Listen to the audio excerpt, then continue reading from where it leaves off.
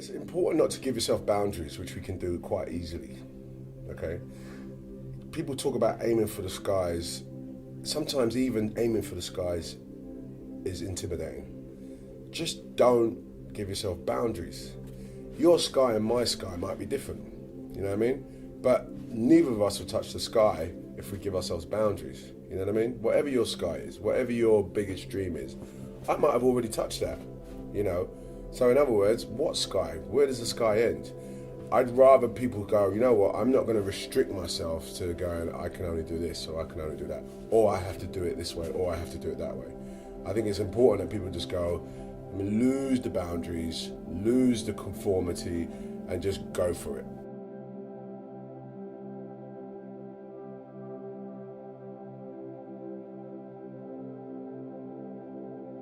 It's like swimming, you know, when you're swimming, you've got to do 25 lengths, yeah? If you look up and start counting the lengths, you ain't gonna make it. You just gotta do it. And then when you're done, you know? The truth is though, like whatever I try and do, I do it from my point of view is, do I believe in it? Yes. I don't do things for money. And I've been broke most of my life. So because of that, I can't sort of suddenly go, I need to do a job just to get some cash, you know what I mean? I know that's a lot of times it is people's motivations because people need to eat, but in my position, I've been poor most of my life, so now I don't really do things based on money. I do things on authenticity of how I feel. I do think though, you know, it is a balancing act, and the truth is it's about forward planning, having a good team around you, you know what I mean, to help me and help me see perspective. Because one thing about being in the front is that you can't see what's behind you. But if you've got people that are around you that give you a little bit of vision, you can go, all right, okay, actually this will work and this won't work, you know what I mean? But if you're just looking forward, sometimes you won't see that.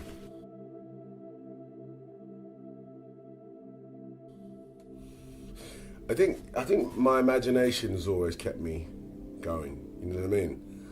It's like, you know, just imagine myself collecting awards. Just imagine myself, you know what I mean, getting big parts. Imagine myself working with the greatest actors. My imagination was the one, like, you know what I mean? Like, you know, when you not overthink it, but you just kind of like, yeah, man, I see myself driving that car one day. And I get that, you know what I mean? That's part of my inner magic, is that actually, if I can see myself doing it, I could probably do it. So you can't bottle that up and sell it to someone. You either can do it or you can't. But everybody can imagine themselves, you know what I'm saying? Yeah, you know what, actually, yeah, I can see myself, you know, being an influencer in clothes, you know what I mean? Because I can make that happen. I just enjoy being an actor and changing myself into different characters. That's my sweet spot in life, is that actually I can pretend to be other people pretty well. It's called acting, but it's actually something that, you know, is a natural gift, I guess, you know what I mean?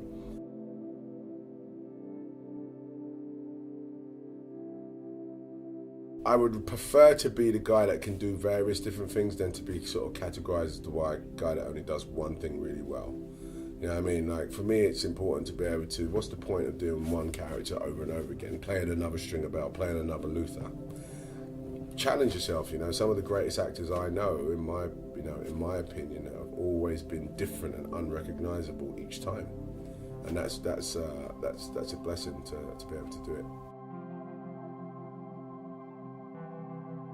As I became sort of a teenager, had my own money, my body formed, my manhood become who I am, I started to see that I was actually quite different from everyone, and I embraced that. So when I was on my own, it was a combination of sort of watching people that I admired and trying to hone myself into being a bit like them, but being myself.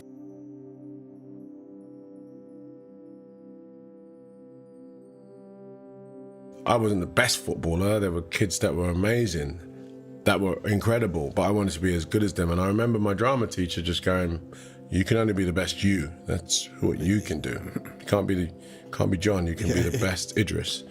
And that resonated with me massively. And I found myself, like, in drama, the best actor, the best communicator, the best director, the best scene writer, the best. It was like, out of all the competition.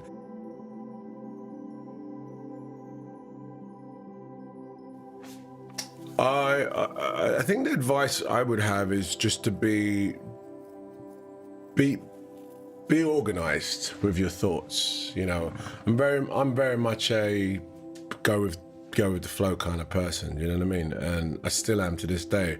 And if I was a lot more organized, I'm not sure if I'd be the same me, but I'd be successful. Do you know what I mean?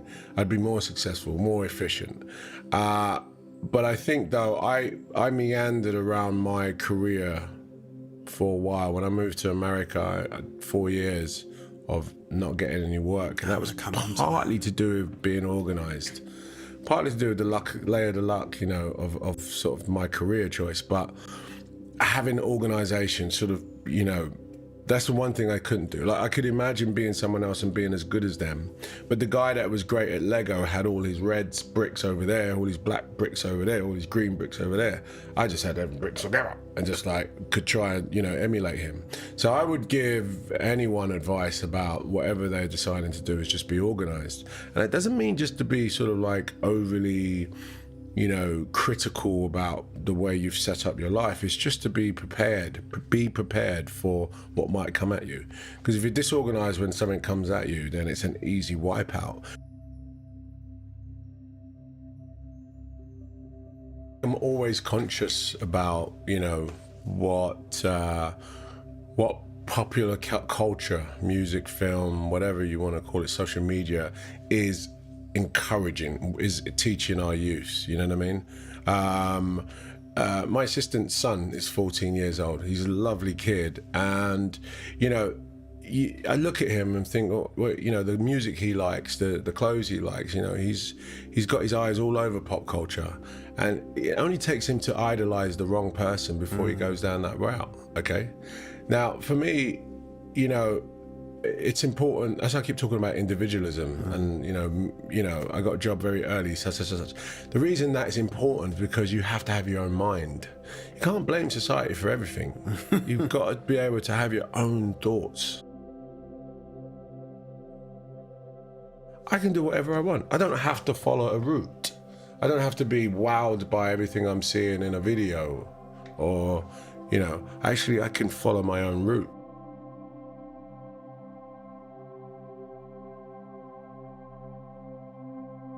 Failure. You know, failure for me is another opportunity. That's really how I see it.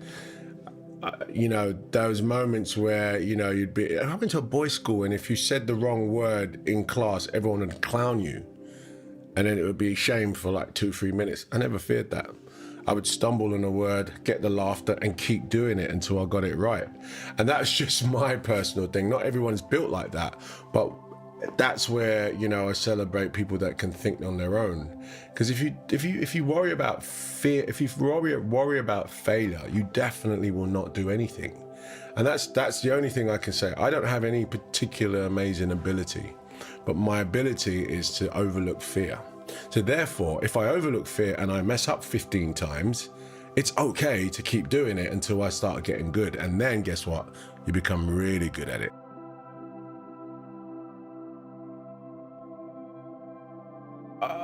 I think that at some point I want to hand the baton on, so that will take the sort of form of education of some sort, educator of some sort. I definitely feel like my legacy is to be able to teach some of what I know, which isn't particularly academic, but it's about that life, it's that individualism, it's that perspective. And that may take the form as a program, a school, an academy, whatever that is. I definitely feel like that somewhere in my journey, some sort of education opportunity will be there.